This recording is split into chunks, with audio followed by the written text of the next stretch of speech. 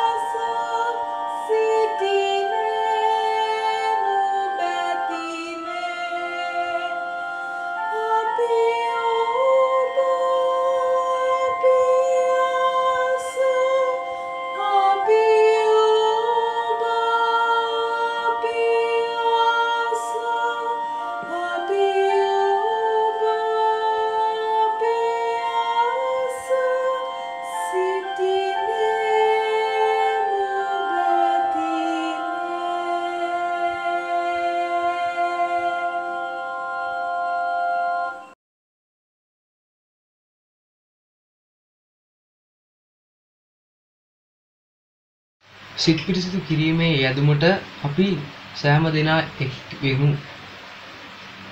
සියලු බල ඇති දෙවියන් වහන්සේ ඔබට සියලු හිත් ප්‍රකාශ ඔබට සියලු පැතීම් දැනේ. ඔබගේ කිසි රාසක් වැසී නැත්තේ. එසේ වූ සියලු බල ඇති දෙවියන් වහන්සේ අප විසින් ඔබට සම්පූර්ණ ලෙස ප්‍රේම කරන පිණිසත් ඔබගේ සුද්ධ නාමයෙන් උතු ලෙස වර්ණනා කරන පිණිසත් අපගේ ස්වාමී ක්‍රිස්තුස් වහන්සේ කරුණ කොටගෙන සුද්ධාත්ම අනුභවයෙන් අපගේ සිත්වල කල්පනා පිරිසුදු කළ මැනව. ආමේන්.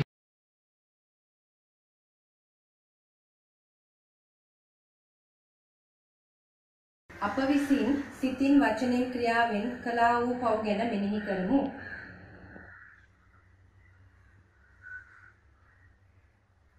දයා කරුණාවේ විරුද්ධවි ඔබ වහන්සේට විරුද්ධව අප එකිනෙකාට විරුද්ධවත් සිතින් වචනයෙන් හා ක්‍රියාවෙන්ද ඔබ වහන්සේගේ මැවිල්ලට විරුද්ධවද අපගේ නොදැනුවත්කම හා දුර්වලකම නිසා බලවත් අකීකරුකම නිසා අප පව් කර ඇති බව ඔබ වහන්සේට සහ අප සහෝදර සහෝදරියන්ටත් පාපෝච්චාරණය කරමු. අපි සැබවින්ම කනගාටු වෙමු. අතීතයේ සිදු වූ පව්වලට සමා වෙමින් ක්‍රිස්තුස් වහන්සේ තුල නව ජීවනයට අප ඇතුළත් කරන මෙන් යාඥා කරමුව. ආමේන්. අනුග්‍රහයෙන් සහ කරුණාවෙන් පූර්ණ දෙවිඳානෝ ඔබට සමාව දානය කර සියලු පවින් ඔබ මුදා නව ජීවිතයකට කාලයද ශුද්ධාත්මයන්ගේ අනුග්‍රහය සහ සනසිල්ලද ඔබ වෙත දානය කරන සේක්වා. ආමේන්.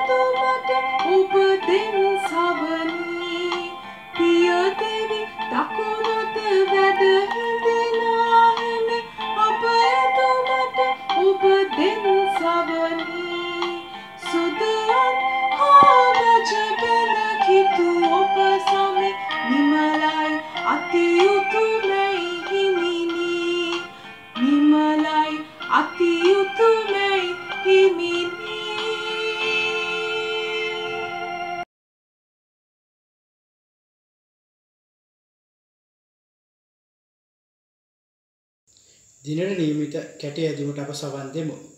සදාකාලික දෙවිඳුනි, ඔබගේ ඒක ජනිත යේසුස් ක්‍රිස්තුස් වහන්සේ මුළු මහත් මැවිල්ලටම මාර්ගයේද සත්‍යයේද ජීවනයේද වනසේක. ක්‍රිස්තුස් වහන්සේගේ සත්‍ය තුළ ප්‍රීතිවන්ටත් ක්‍රිස්තුස් වහන්සේගේ උත්ථාන වූ ජීවිතයේ භුක්ති විඳීමටත් ඔබගේ අනුග්‍රහය අපට දානය කළ මැනව. ඔබ හා ශුද්ධාත්මයන් සමග එකම දෙවිඳුන්ව දැනුත් සදාහටත් ජීවත් වන්නා වූද රජකම් කරන්නා වූද ක්‍රිස්තුස් වහන්සේ මගින් අපි ආයද සිටිමු. ආමෙන්.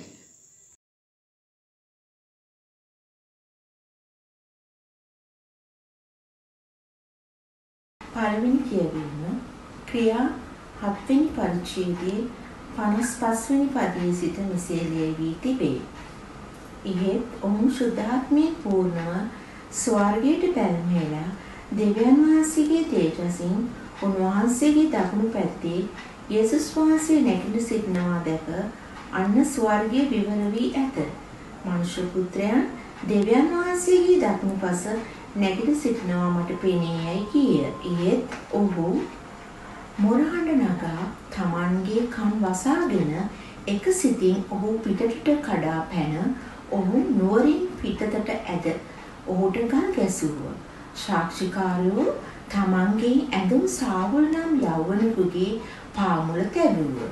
ජේසුස් ස්වාමීන් වහන්සේ මාගේ ආත්මය පිළිගත මැනවයි කියා ස්තෙපන් යාඥා කරද්දී ඔහුට ගල් ගැසුවා.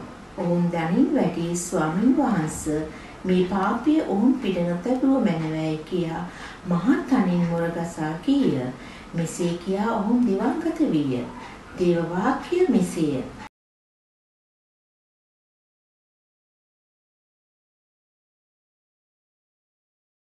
දෙවෙනි කියවීම 1 පේදුරු දෙවන පරිච්ඡේදයේ දෙවන පදයේ සිට 10 වෙනි පදය දක්වා. සබවින්ම සම්විධාන වහන්සේ යහපත් බව ඔබ අත්දැකීමෙන් දන්නා බැවින් ඔබ වර්ධනය වී ගැලවීම ලබන පිණිස අලුත් උපන් බිලිඳුන් මෙන් පිරිසිදු ආධ්‍යාත්මික කිරිවලට බොහෝසෙයින් ආශාවන්න. මිනිසුන් විසින් ප්‍රතික්ෂේප කරනු ලැබුවත් දෙවියන් වහන්සේ විසින් තෝරා ගනු ලැබූ අනර්ග ජීවමාන ගලක් වැනි උන්වහන්සේ වෙත පැමිණෙන්න. ආත්මික ගෘහයක් ගොඩනගන ලෙස ඔබ ජීවමාන ගල්මෙන් උන්වහන්සේ වෙත පැමිණ එහි ජේසුස් ක්‍රිස්තුස් වහන්සේ මගින් දෙවියන් වහන්සේට ප්‍රසන්න ආත්මික පූජා පුද කරන පිණිස ශුද්ධ පූජක පිරිසක් වන්න. එබැවින් බලන්න තෝරාගත් ඊට අනගි කොළේ ප්‍රදාන කලක් සියොන්හි තබමි.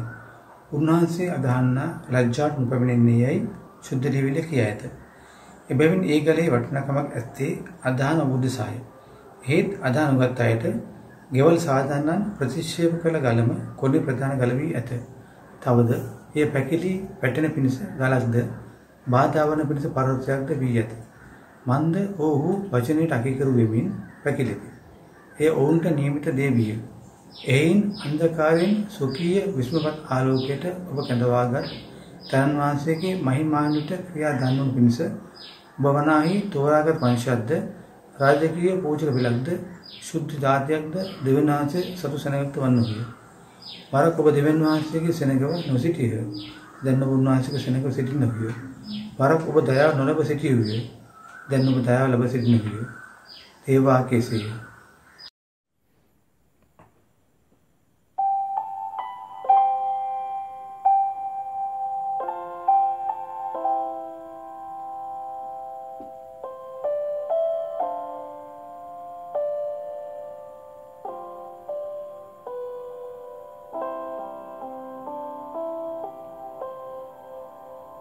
Jesus magai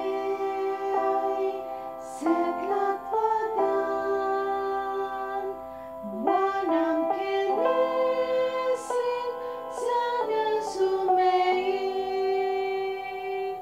wavir midima deu tumadi atmenu panem nein sedi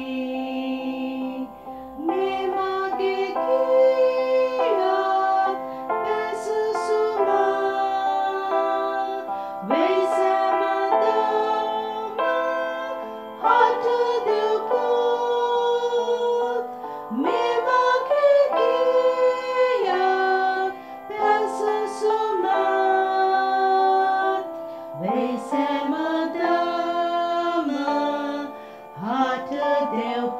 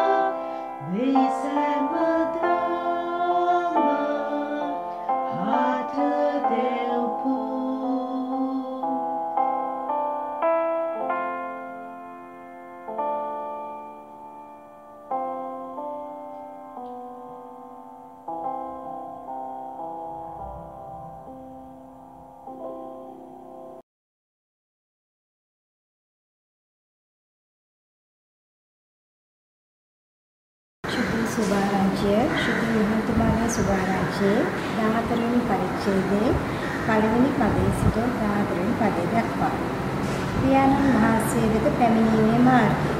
නුඹලාගේ සිත් නොකැළඹේ. දෙවියන් වහන්සේ කෙරෙහි විශ්වාස කරපිය. මා කෙරෙහි විශ්වාස කරපිය. මාගේ පියාණන් වහන්සේගේ ගෘහයේ බොහෝ වාසස්ථාන ඇත්තේ. එසේ නොවුයේ නම් මා විසින් නුඹලාට කියනවා ඇත. මක් නිසාද නුඹලාට ස්ථානයක් පිළියෙල කරන පිණිස යමි. මම ගොස් නුඹලාට ස්ථානයක් පිළියෙල කළා නම් මා සිටින තැන නුඹලාත් සිටින පිණිස මම නැවත ඇවිත් නුඹලා මා ළඟට ගන්නෙමි. මා යන ස්ථානයට මාර්ගයේ නුඹලා දන්නහුය කීසේ. තෝමස්ද ස්වාමීනි ඔබ කොතැනට යනසේක්දයි අපි නොදනිමු. මාර්ගය දන්නේ කොහොමදයි උන්වහන්සේට කීවේ. යේසුස් වහන්සේ ඔහුට කියනසේ මාර්ගයේද සැබෑවද ජීවනයේද මමය. මා කරන කොටගෙන මිස කිසිවෙක් පියාණන් වහන්සේ වෙතට පැමිණෙන්නේ නැත. නුඹලා මා ඇඳෙන ගත්තා නම් මාගේ පියාණන් වහන්සේ හඳුනනවා ඇත. මෙතන් පටන් නුඹලා උන්වහන්සේව හඳුනති. දැකලා තිබේයි කීසේ. පිලිප්ද ස්වාමීනි පියාණන් වහන්සේ අපට පෙන්වුව මැනව. ඒ අපට ඇතැයි උන්වහන්සේ කීවේය. යේසුස් වහන්සේ උන්ට කියනසේ පිලිප් මා මෙපමණ කල නුඹලා සමග සිටලාත් මා අඳුනන්නේ නැද්ද? මා දුටු නැත්තේ පියාණන් වහන්සේ දුටුවේය. එසේ වීනම් පියාණන් වහන්සේ අපට පෙන්වුව මැනවයි නුඹ කියන්නේ කෙසේ? මා පියාණන් වහන්සේ තුලේ පියාණන් වහන්සේ මා තුලේ සිටින බව විශ්වාස කරන්නේ නැද්ද? මා නුඹලාට කියන වචන මමම උපදවා කතා නොකරමි. නුඹ පියාණන් වහන්සේ මා තුලේ වසමින් සුවකීය ක්‍රියා කරනසේක. මම පියාණන් වහන්සේ තුලේ පියාණන් වහන්සේ මා තුලේ සිටිනසේක. යන මාගේ කියන විශ්වාස කරපන්න. එසේ නැත්නම් මාගේ ක්‍රියා නිසාම විශ්වාස කරපන්න. සැබවක් නුඹලාට කියමි. මා කෙරෙහි අදා ගන්නා මා කරන ක්‍රියා කරන්නේ. මා පියාණන් වහන්සේ ළඟට යන නිසා මීට වඩා මහත් ක්‍රියා කරන්නේ. නුඹලා මාගේ නාමයෙන් ඉල්ලන කොයි දෙයක්වත් පුත්‍රයා තුළ පියාණන් වහන්සේ මහිමය ලබන පිණිස මම ඒක ඉෂ්ට කරන්නේ. නුඹලා විසින් මාගේ නාමයෙන් කොයි දෙයක් කිව්වත් මම ඒක ඉෂ්ට කරන්නේ. ශුද්ධ සුදානම් ජීවිසී.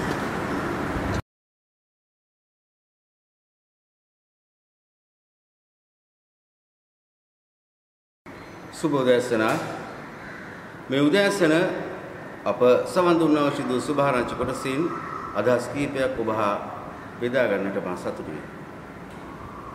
අද තිබුණා වූ සුභාරංචි කොටසේ ක්‍රිස්තුස් වහන්සේ මරණයෙන් මතු ජීවිතයක් ගැන කතා කරනවා. තවත් ආකාරයකට කියනවා නම් මේ යුගයේ අවසානයේ සිදුවෙන්නේ කුමක්ද? යුගාන්තයක අවසානයේ සිදුවෙන්නේ කුමක්ද? ඇයි ක්‍රිස්තුස් වහන්සේ මේ මරණයෙන් පස්සේ තිබෙනා වූ ජීවිතයක් ගැන මේ කොටසේ කතා කරන්නේ?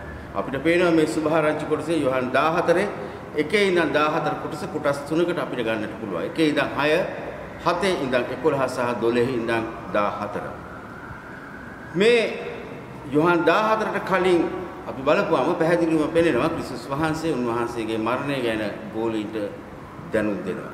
මේ දැනුම් දීමත් සමගම ගෝලීන්ට විශාල ප්‍රශ්නයක් ඇති වෙනවා. මේ කියන විදිහට අපගේ නායකයව මරලා දැම්මොත් අපිට සිද්ධ වෙන්නේ කුමක්ද? මෙන්න මේ නිසා ඔවුන් අතර සිදුවෙනා වූ මේ කතාබහ තුළදී ක්‍රිස්තුස් වහන්සේ තේරුම් ගන්නවා උන්වහන්සේගේ මරණයෙන් පස්සේ ගෝලීන්ට තමන්ගේ මරණය දරා ගන්නට බැරි කාල පරිච්ඡේදයක් එනවා. ගෝලීන්ට දුක් විඳින්න වෙනවා, මැරෙන්න පවා එනවා. මේ අවස්ථාවේදී උන්වහන්සේ මුහුණ දුන්නා වූ ප්‍රශ්නය ගෝලයින් තමන් කෙරෙහි තිබුණා වූ ඇදහිල්ල මේ යන්නට තිබෙනා වූ වේදනාකාරී යුගයේදී කාල පරිච්ඡේදයේ අත්හරිද කියලා. මේ නිසා මේ සුභාරංචි කොටස මුලින්ම උන්වහන්සේ ඔවුන් දිරිමත් කරනවා. ඒ සඳහන් වෙනවා කැළඹෙන්න එපා, දුක් වෙන්න එපා, මාව විශ්වාස කරන්න. බලාපොරොත්තු. දෙවැනි එක පියාණන් වහන්සේගේ ගෘහයේ බොහෝ වාසස්ථාන ඇත. එහෙම නැත්නම් මම ඒ බව ඔබට කියනවා. තුන්වෙනුව මම එසේ ඔබට ස්ථානයක් පිළියෙල කරන්න යමි. ස්ථානයක් පියාණන් වහන්සේගේ ගෘහයේ වාසස්ථාන බොහෝ තියෙනවා. ස්ථානයක් පිළියෙල කරන පිරිස එහෙනම් කොහොමද යන්නේ? ස්ථානය තියෙනවා. මොකද අපි දන්නවා අපි බහලා තියෙන ගේක පාටි එකක් ගන්න කාට හරි ආරාධනා කරොත් ඔවුන් ඒ නිවසට එන්න කලින් අපි ගිහිල්ලා ඒක සුද්ධ පවිත්‍ර කරලා මකුරුදල් කඩලා සූදානම් කරනවා. වාසස්ථානයේ තියෙනවා උන්වහන්සේ ඒක සූදානම් කරන පිරිස යනවයි කියන එක පැහැදිලි කරනවා. ඊට පස්සේ මම ඉන්න තැන ඔබත් ඉන්න පිණිස ඔබව එක්කගෙන යන්නේ. නැවත මම එනවා. මොනතරම් සතුටුදායක පොරොන්දුවක්. උන්වහන්සේ මෙතනදී තමන්ගේ ගෝලීන්ට පෙන්වලා දෙන්නේ. තමන්ගේ මරණයෙන් පස්සේ මොන දුක, මොන වේදනාව, මොන කරදරය, මොන දුකකට මුහුණ දුන්නත් ඔබ මෙතක් කල මට මා කෙරෙහි තිබුවා වූ විශ්වාසය කිසි විටක අත්හරින්නට එපා. අන්න එසේ කළොත් ඒ වාසස්ථානයේ උල්මකාරයන් ඔබත් මාත් වෙන බව. ප්‍රේමවත් සහෝදර සහෝදරිය, ඒ කියලා උන්වහන්සේ කියන මම යන තැනට මාර්ගය ඔබ දන්නවා. ඒ කියපුවම උන්වහන්සේගේ හාස්කම් ඇස් දෙකින් දැක්ක එකට කාපු බීපු එක ගෝලේ කවුද? තොමස්. ස්වාමීනි ඔබ යන්නේ කොතනටද කියලා දන්නේ නැති අපි මාර්ගය දැනගන්නේ කොහොමද? ඇත්තනේ නේද? අපි යන තැන කොතනද කියලා හරියට දන්නේ නැත්නම් යන පාර තීරණය කරන්නේ කොහොමද? යන තැන දැනගන්න.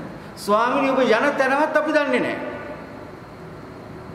මේ අවස්ථාවේදී උන්වහන්සේ කියනවා මාව දුක තැනත්තේ පියාණන් වහන්සේ දුටුවා මා තුලින් මිස වෙන කෙනෙක් පියාණන් වහන්සේ වෙත යන්නේ නැහැ. මේ අවස්ථාවේදී තවත් ගෝලෙක් පිළිප් කතා කරලා කියනවා ස්වාමීනි අඩුම තරමින් පියාණන් වහන්සේ අපිට පෙන්වන්න ඒ හොඳටම ඇති. සැකේ ඉස්මතු වෙනවා. එකට කාලා බීලා මිනිස්සුන් මලවුන්ගේ නැගිටිනවා ඇස් දෙකෙන් දැකලා, කොරුන් ඇවිද්දවනවා ඇස් දෙකෙන් දැකලා, අන්ධීන්ට පෙනීම දෙනවා ඇස් දෙකෙන් දැකලා, මෙච්චර ප්‍රාතිහාරයන් කරපු ක්‍රිස්තුස් වහන්සේ කියන්න මාව අදහ ගන්න කියලා තව දේවල් අහනවා. පියාණන් වහන්සේ පෙන්වන යන තැන මොකද්ද? ප්‍රේමවත් සහෝදර සහෝදරිය, මේ අවස්ථාවේදී ක්‍රිස්තුස් වහන්සේ පැහැදිලි යමක් කියනවා. මොකක්ද? මා විශ්වාස කරන්න බැරි නම් මා කරන ලද ක්‍රියා කරනකොටගෙනවත් ඔබ මාව විශ්වාස කරන්න. මම ආවේ පියාණන් වහන්සේගෙන්. ප්‍රේමවත් සහෝදර සහෝදරිය, උන්වහන්සේත් එක්කම සඳහන් කරනවා ඔබට ස්ථානයක් පිළියෙල කරන පිරිසම යනවා. බොහෝ වාසස්ථාන පියාණන් වහන්සේගේ ළඟ තිබෙනවා. වාසස්ථාන ඇත, යෑමට සුදුසුකම් ඇති අය නැත. ප්‍රේමවන්ත සහෝදර සහෝදරිය, 12 වෙනි පදයේ පටන් උන්වහන්සේ එපින් එපේ කියනවා මාව අදහ ගන්න. මම දෙවියන් වහන්සේගෙන් ආවේ, මම දෙවියන් වහන්සේගෙන්. මේ අර්ථය ඔබට මා කළ ඇති දේ නිසාවත් මා අදහ ගන්න. අපේ ජීවිතේ පහුගිය අවුරුදු 5-10 කාලය ඇතුළත තුල අපි කල්පනා කරලා බලන්න. අතීතයට යන්න. මුහුණ දුන්නා වූ ප්‍රශ්න, කරදර, හිරේට, දුක් ගැහැට ගැන මතක් කරන්න. ඒ ප්‍රශ්න වලින් කොහොමද ගැලවුනේ කියලා කල්පනා කරලා බලන්න. ඒ ප්‍රශ්න වලට මුහුණ දෙනකොට ඔබ දෙවියන් වහන්සේ ඉදිරියේ වැඳ වැටිලා අනේ ස්වාමිනී මට මේ ප්‍රශ්නේ තියෙනවා විසඳලා දෙන්න කියපු අවස්ථාවන් කොච්චරක් තියෙනවද කියලා කල්පනා කරලා බලන්න. හැබැයි විසඳුම ලැබුණායින් පස්සේ ස්තුති කරාද නැද්ද කියන එක මම දන්නේ.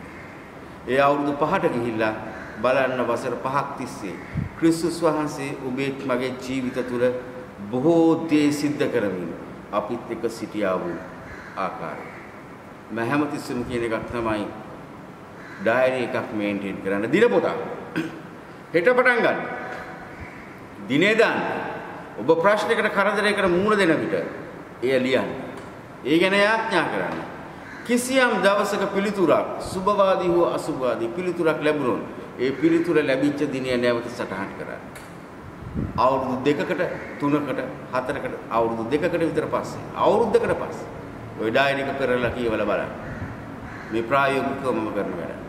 අන්න ඒ විට ඔබට තේරෙයි කුමන ආකාරයකටද ක්‍රිස්තුස් වහන්සේ අපේ ජීවිතයේ අප තුල ක්‍රියාත්මක වුණේ.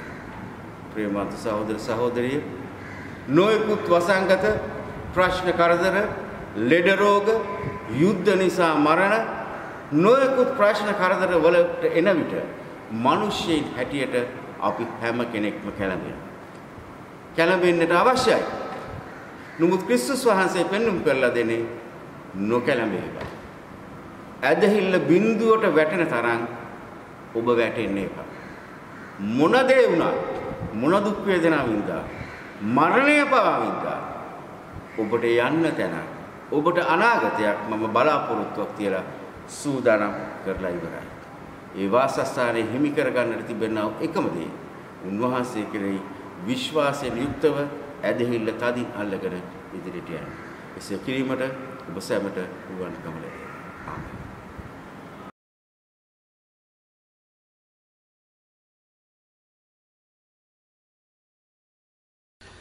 අපි විශ්වාසය ප්‍රකාශ කරමු. එකම දෙවිඳුන් කෙරෙහි අපි විශ්වාස කරමු. ස්වර්ගය හා පෘථිවියද පෙනෙන නොපෙනෙන සියල්ල මවා වදාළ සියලු බල ඇති පිය වූ දෙවිඳුන් කෙරෙහි අපි විශ්වාස කරමු. දෙවිඳුන්ගේ ඒකජාත පුත්‍ර වූ සෑම කල්ටම පෙර ස්වකීය පියාණන්ට දා වූ දෙවියන්ගෙන් වන දෙවියෝ ආලෝකයෙන් වන ආලෝකය වූ සැබෑ දෙවිඳුන්ගෙන් වන සැබෑ දෙවියෝ නොමන ලදුව ජනිත කරනු ලද්දා වූ පියාණන් හා එකම ස්වභාවය ඇත්තා වූ සියල්ල මැව්වා වූ එකම ස්වාමී වූ ජේසුස් ක්‍රිස්තුස් වහන්සේ කෙරෙහිද අපි විශ්වාස කරමු.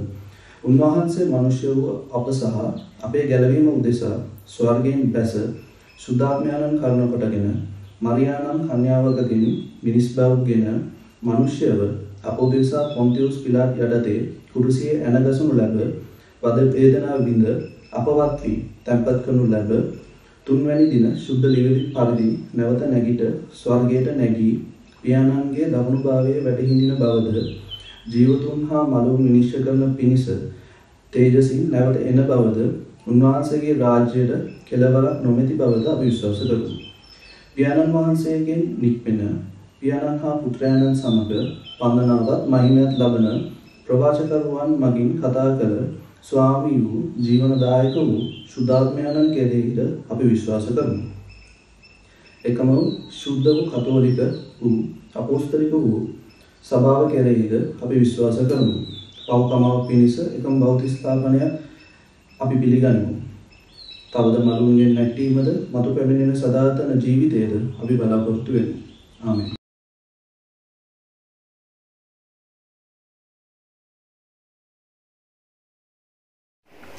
අපි මධ්‍යස්ථ යාඥා කාලයකට එකතු වෙමු. අපගේ ආදරණීය ජීවමාන දෙවිඳුනි, අප සභාවට ඔබ එක්ව නම දෙන්නට ලබා දුන් කරුණාවට ඔබ වහන්සේට ස්තුතියි. අපගේ මේ යදුම් පිළිගත මැනව.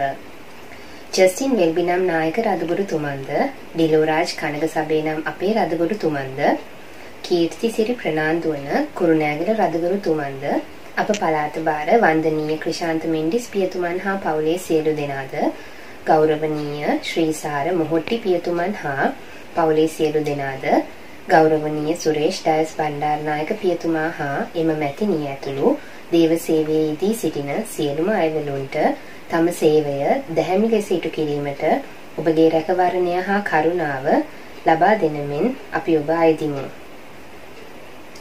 මුළු ලෝකයටම බලපා ඇති කොරෝනා වෛරසය ගැන අපි ඔබට යාඥා කරමු. විශේෂයෙන්ම මේන් රෝගී වී සිටින හා මරණයටපත් අයව අපි සිහිපත් කරමු. රෝගී වූ සියලු දෙනාට ඉක්මන් සුවය ලබා දෙන මෙන්ද දැනට මෙම තත්ත්වය මැඩ පැවැත්වීමට ලෝකයේ විවිධ රටවල් ගෙන යන විවිධ ක්‍රියාමාර්ගවල සාර්ථකත්වය උදෙසා අපි ඔබ යදිමු.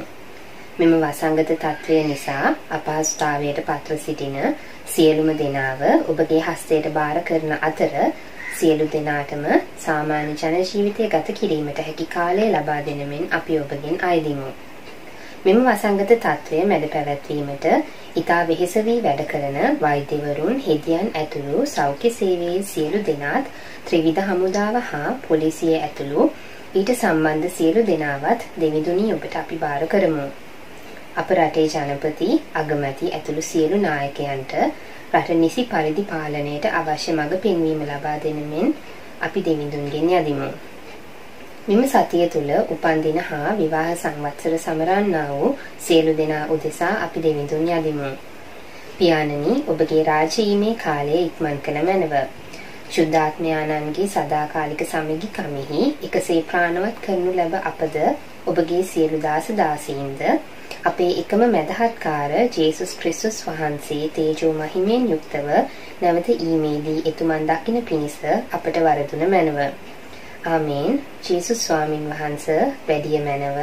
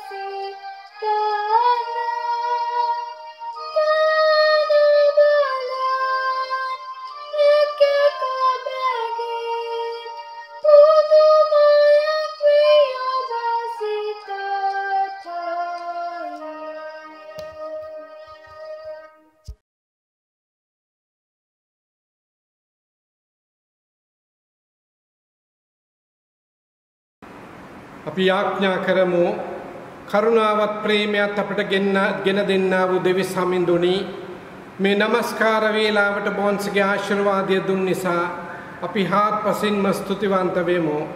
ස්වාමිනී අප වෙන වෙන දිශාවලට යමින් අපගේ නිවෙස් කරා යන විට මේ බොන්සගේ අනුග්‍රහය, බොන්සගේ ප්‍රේමය, බොන්සගේ කරුණාව අපගේ නිවෙස් වලටත් යමින් ඒ නිවෙස්වල ජීවත් වන්නා වූ සියලුම දෙනා සමග එම ආශිර්වාදයේ බෙදා ගන්නට පුළුවන්කම දුන මැනව යේසුස් වහන්සේගේ නාමයෙන් අපි ඉල්ලා සිටිමු. ආමෙන්. දෙවියන්ගේ දයාවට ආරක්ෂාවට ඔබ බාර කරමුව. පියානෝය, පුත්‍රයානෝය, සුද්ධාත්මයානෝය යන සියලු බල ඇත දෙවියන්ගේ ආශිර්වාදය දැන් සහ සදාකාලම ඔබ සමග පවතිවා. ආමෙන්.